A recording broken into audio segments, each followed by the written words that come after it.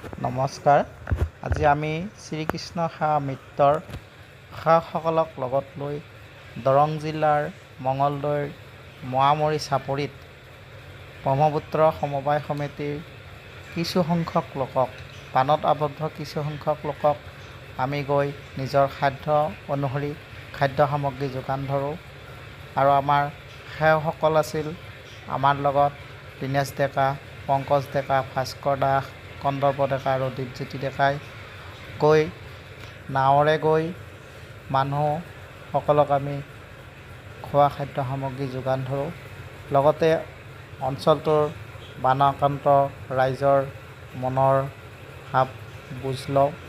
লগতে ৰাইজসকলৰ লগত মত বিনিময় কৰোঁ যে আগন্তুক দিনতো যাতে আমি এইদৰে আপোনালোকৰ সেৱা কৰিব পাৰোঁ। তাৰ আশা লৈ আমি সেইসকলক খাদ্য সামগ্ৰী যোগান কৰি তাৰ পৰা উভতি আহোঁ।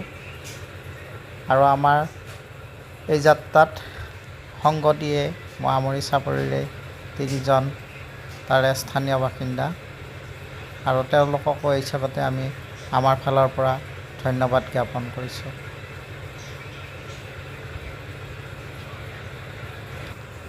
নমস্কাৰ। আজি আমি শ্ৰীকৃষ্ণ সেৱা মিত্ৰৰ সেৱকসকলক লগত লৈ দৰং জিলাৰ মঙলদৈৰ মোৱামৰী চাপৰিত ব্ৰহ্মপুত্ৰ সমবায় সমিতিৰ কিছুসংখ্যক লোকক, বানত আবদ্ধ কিছুসংখ্যক লোকক আমি গৈ নিজৰ সাধ্য অনুসৰি খাদ্য সামগ্ৰী যোগান ধৰোঁ।